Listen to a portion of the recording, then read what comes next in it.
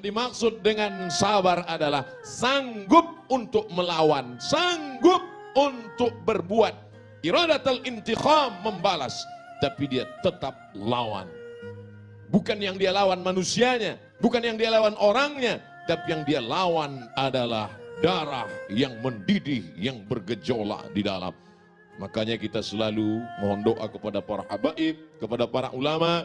Kalau ketika berjumpa, Habib, tolong saya supaya termasuk orang-orang yang sabar, karena balasan orang yang sabar adalah mendapatkan balasan tak terhitung jumlahnya. A'dadtu li'ibadiyas salihin. Aku siapkan untuk hambaku yang soleh.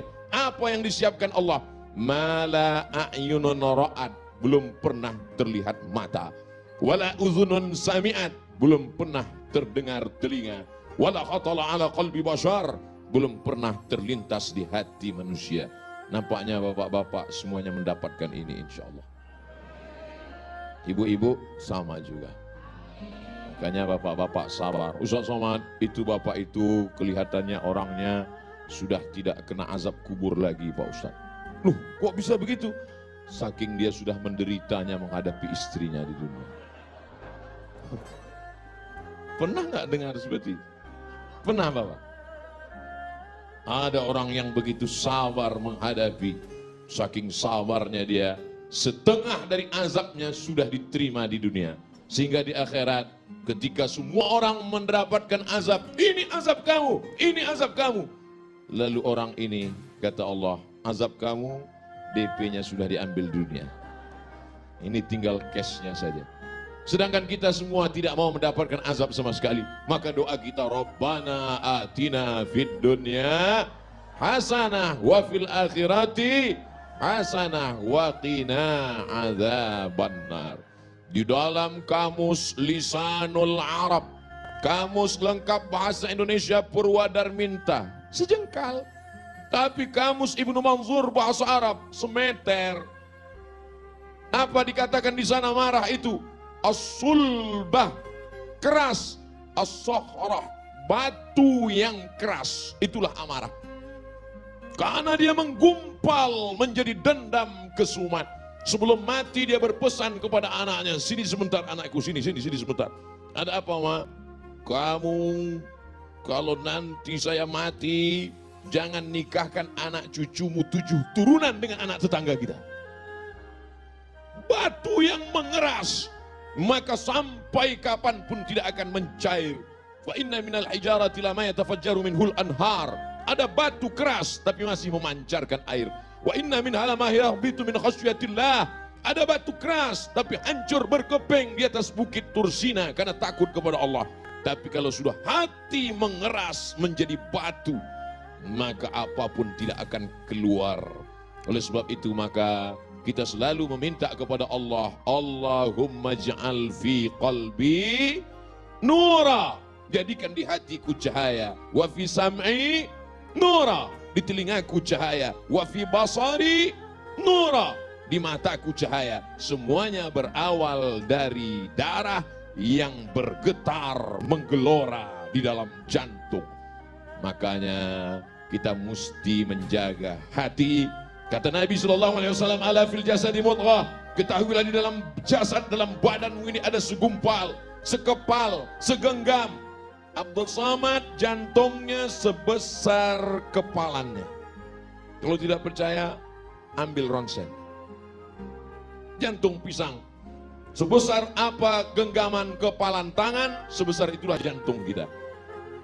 Bapak ibu yang kebetulan gemuk, besar tangan. Abdul Somad yang kebetulan kurus, kecil.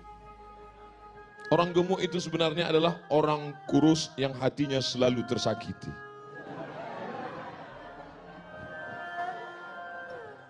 Jadi kalau segumpal ini sudah hancur berkeping, digelorakan oleh setan, darah di dalam itu dibuatnya menjadi mendidih, maka kata Nabi SAW, innaha jamratun minan nar, sesungguhnya ada satu batu kerikil dari api neraka, tuqidu fi qalbi, yang dinyalakan di dalam hati seorang hamba. Alam tarau, apakah kamu tidak pernah melihat humrata ainaihi, Kalau sudah dinyalakan di dalam hati kerikil neraka, maka kamu akan melihat cahaya merahnya sampai ke kelopak mata. Makanya merah mata dia. Oleh sebab itu maka kita selalu jaga hati ini. Dan setan selalu berbisik. Setan berbisik tidak di telinga. Allazi waswisu fi sudur. Di mana sudur? Dada. Sudur sebelah mana? Kiri apa kanan? Atas apa bawah? Sebelah kiri. Kiri tepatnya di mana lagi? 2 jari di bawah. Terasa berdegup dan berdetak.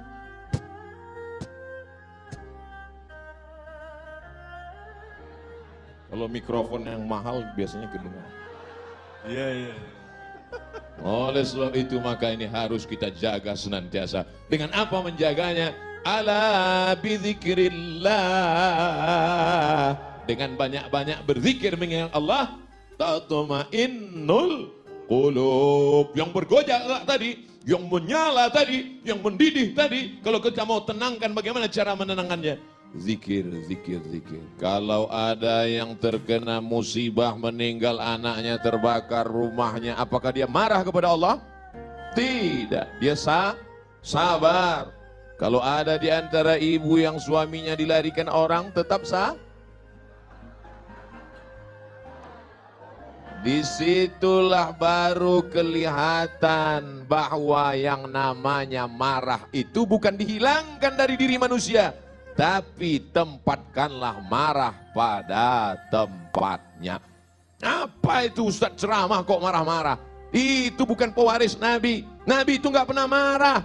Coba lihat, ketika Nabi dilempar pakai batu, basah tapak kakinya kena darah, terompak kayu, sendalnya habis berdarah.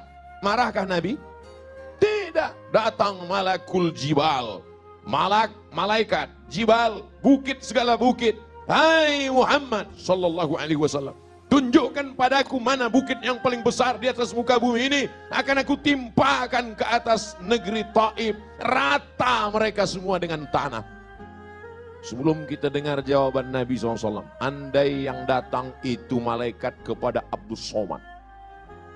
Hai Abdul Somad, tunjukkan mana.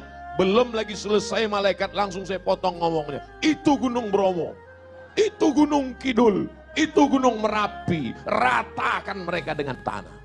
Jangan sisakan satu pun. Itu makanya tidak ada nabi bernama Nabi Abdul Somad.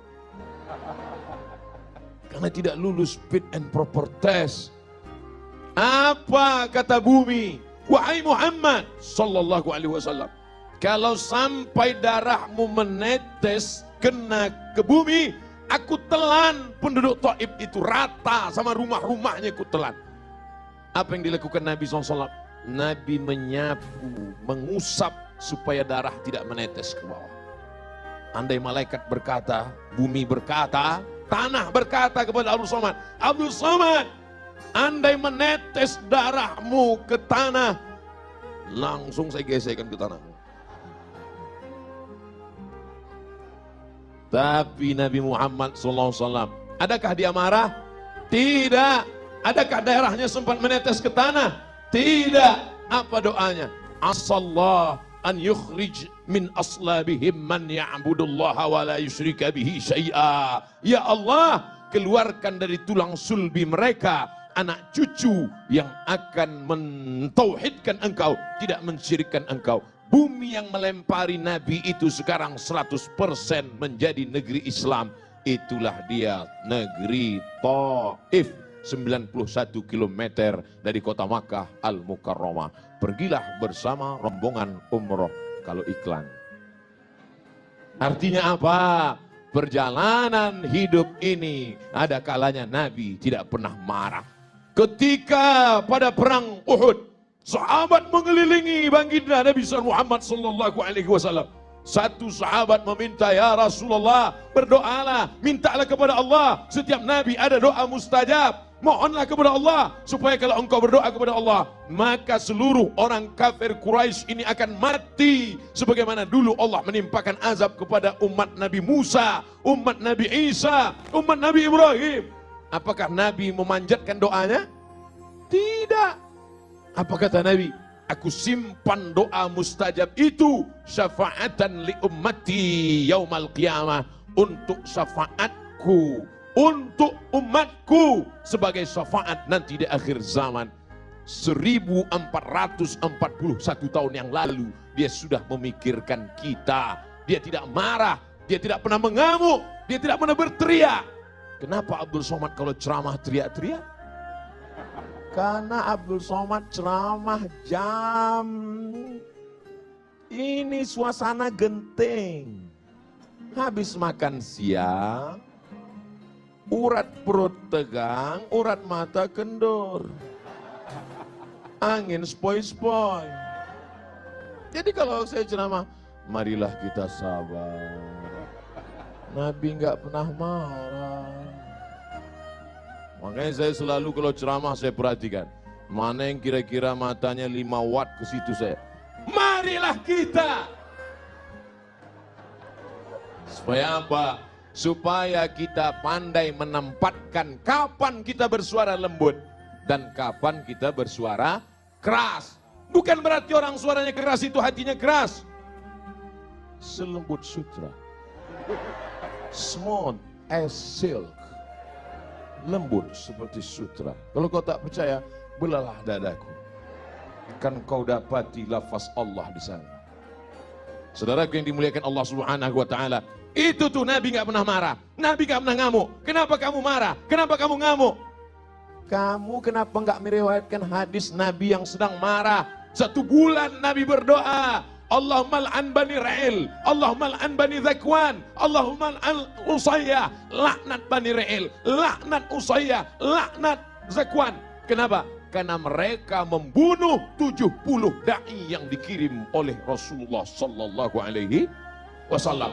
Kunut subuh, kunut zuhur, kunut asar, kunut Jumat. Laknat, laknat, laknat. Qanata Rasulullah SAW syahran, thumma tarakahu. Setelah sebulan Nabi tidak berkunut lagi. Apa kata Abdurrahman ibnu Mahdi? Makna thumma qanata tarakahu, tarakahu. Nabi meninggalkan, bukan kunutnya yang dia tinggalkan. Yang dia tinggalkan laknatnya. Sedangkan kunutnya berlanjut sampai meninggal Nabi Muhammad sallallahu alaihi. Pernahkah Abdul Somad dalam doa kunutnya melaknat? Enggak pernah. Allahumma hadina fi man hadait. Amin. Wa afina fi man afait. Amin. Wa tawallana fi man tawallait. Amin. Wa barik lana fi ma a'tait. Amin. Wa qina bi rahmatika syarra ma qadait. Amin.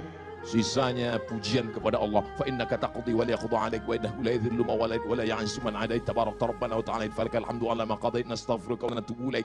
Bagi yang hafal, yang enggak hafal gerak-gerak kena yang mulut. Bagaimana kalau Abdul Somad kunut subuh, kunut zuhur, kunut asar berdoa, Allahumma al'an Israel, Allahumma al'an. Nah, pokoknya laknatlah semua yang menzolimi, yang menganiaya, yang mengkriminalisasi ulama, yang menyudutkan orang-orang soleh, laknat. Kira-kira kalau kita baca doa kunut subuh, kunut zuhur, kunut asar, kunut maghrib, kunut isya, apa kata orang? Itu imam radikal.